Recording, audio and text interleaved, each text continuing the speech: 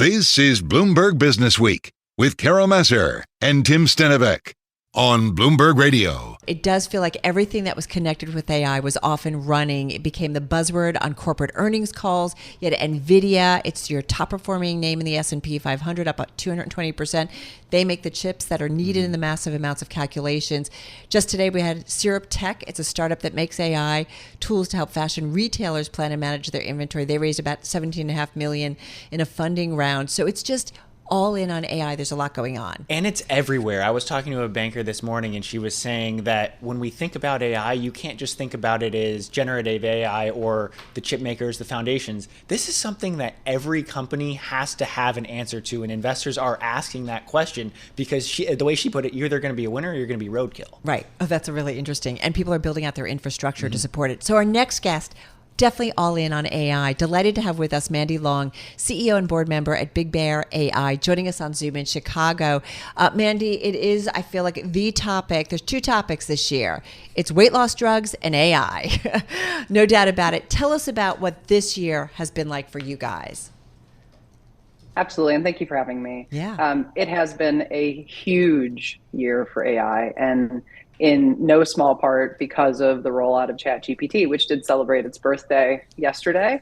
I think what it's meant for us, right? In Big Bear.AI, we've only been a publicly traded company for a couple of years. We've been at this for a while, and we apply artificial intelligence to national security missions, right, and enterprises. I think something that has been a big catalyst for us. And I heard the comments earlier around the fact that it really isn't just about generative AI, right? Artificial intelligence in general, right? And the application of it, particularly the operational application of it, right? The use in production, helping people is what has, been a big game changer for our business. And as we look towards the future, it's what makes us incredibly excited about where we're headed. You are a small market cap, $282 million. You've had quite a run this year, like a lot of names in the space, up 167%. About 15% of the float is shorted, so investors are watching it very carefully, considering the run up. Dig a little deeper and tell us exactly what you guys are doing and who your customers are, because from what I understand, it's a lot of the U.S. government, if not all. Yeah, so our entire business is not all federal government. We work with about 20 federal agencies, about 160 commercial customers in the private sector. And how our business breaks down is really into three verticals. We do work in supply chain and logistics, we do work in cybersecurity, and we do work in autonomous systems.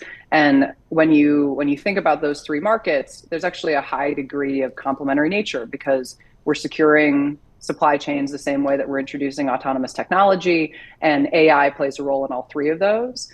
The big difference maker for us is that we combine very deep subject matter expertise, right? The vast majority of our employees who are supporting our customers come directly from those customer environments, regardless of whether it's in the public or private sector.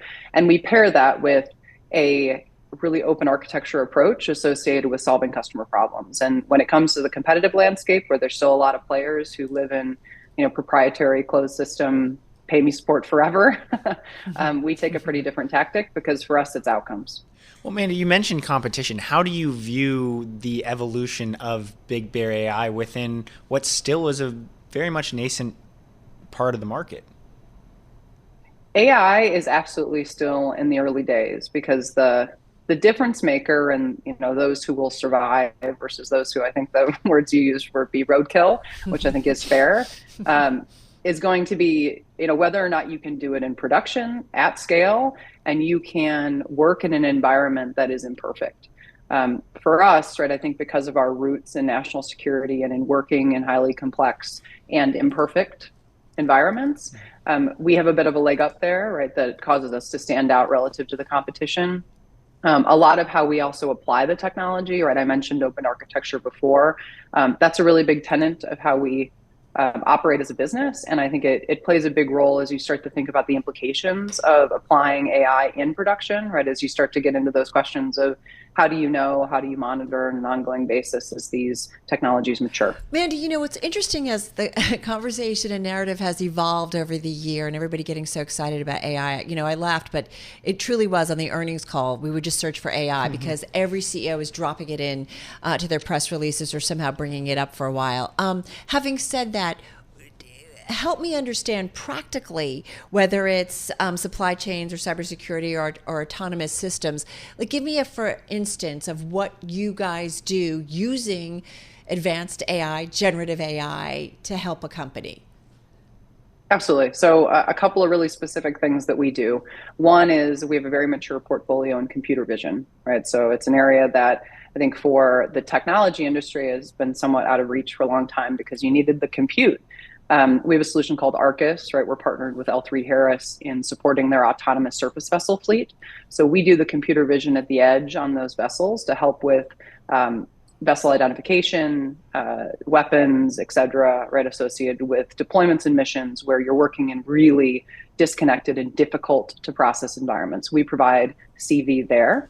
Over on the supply chain side, a really good example of some of our capabilities are associated with what we do from predictive analytics.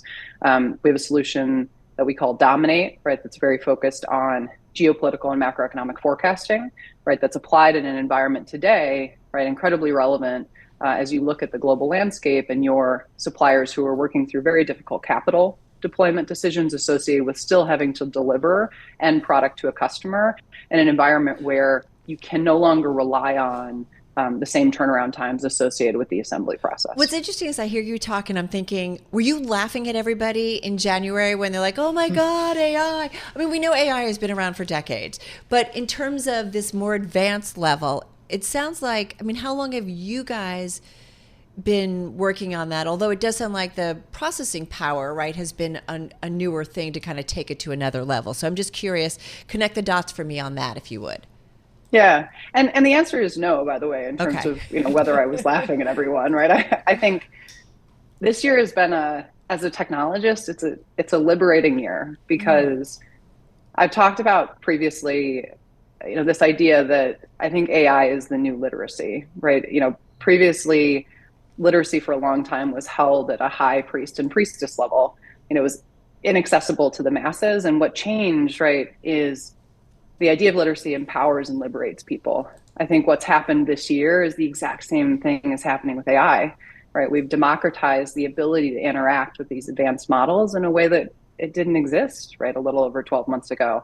And, whether you're talking about empowering creativity, right, an example of, how even I use generative AI and tools like that is I play with my kids and I ask them, who's the main character and what's our bedtime story going to be? And you work with technology to change the way that people can think about being creative. And I think that for me is, it's why I love what I do, right? And I think that what we're going to see on a go forward basis is that because the level of understanding of what is possible associated with this kind of technology is now becoming more mainstream, we're going to see the applications of it become widely adopted because it shouldn't be limited to those who can speak the technical language, right? It's humanity that's going to decide where this goes. Yeah. And Mandy, we only have about 30 seconds before a break, but quickly, when you look at Big Bear.AI, is the growth prospect within the private or public sector? Like, what is more attractive and where do you see that growth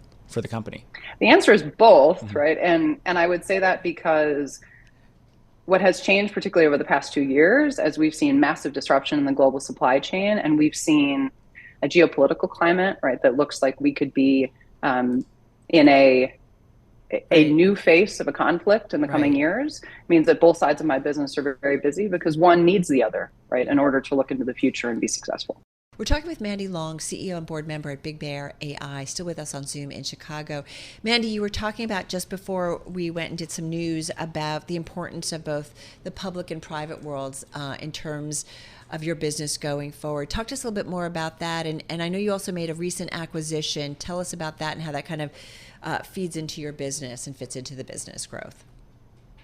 Absolutely. And I think the best way to break down the importance of the relationship between the public and private sector side of what we do is that there's an incredible amount of collaboration that happens between both sides today. And I think Big Bear in particular sits at an intersection point between the two of those, right? In the private sector side, right, we support with a lot of the technology we have in not only in the autonomous systems side of our business, but also supply chains. a lot of capabilities that then get delivered right into the federal government through those providers, in addition to the work that we do in, for example, healthcare, right? I spent 15 years in healthcare. I was early days in machine learning and vision AI there. We do a lot of work with hospitals and health systems supporting patient flow optimization, right? So if you have a patient that presents in the ED, how do you make sure that you get them to the right place at the right time? Those patterns, right, and the ability to apply advanced technology to that means that both sides of our business, right, are growing, right, and relevant because we're solving problems that cross the chasm of both sides. And when we look forward to where we're headed, the anticipated acquisition that we announced recently with Pangiam bolsters our vision AI portfolio, because you heard me talk a lot about Arcus, right, and the work that we do in horizontal imagery, right, and satellite. Pangiam has a remarkable portfolio that does advanced biometrics, right, facial, iris-based work, and it provides a really comprehensive solution that we can bring to our customers.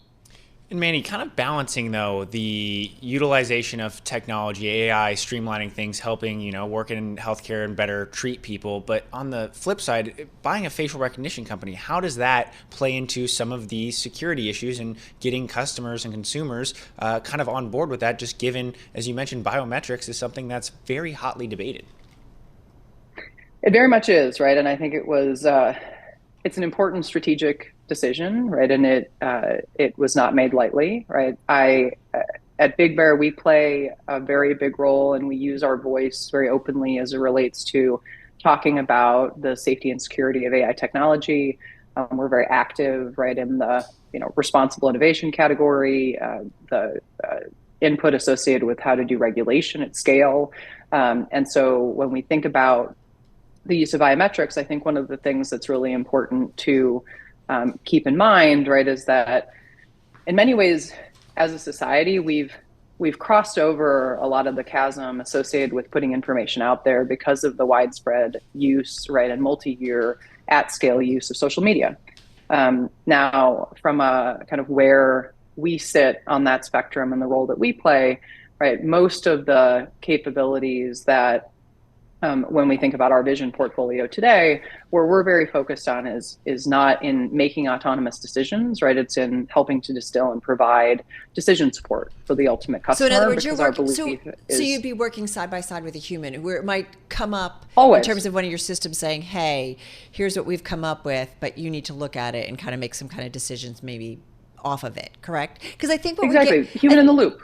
Because I think we get worried. Our David Weston we talked with, who had talked with Henry Kissinger, very concerned about AI in wartime or in war specifically. And I think about the role that you guys are going to be, that you already do work with the government.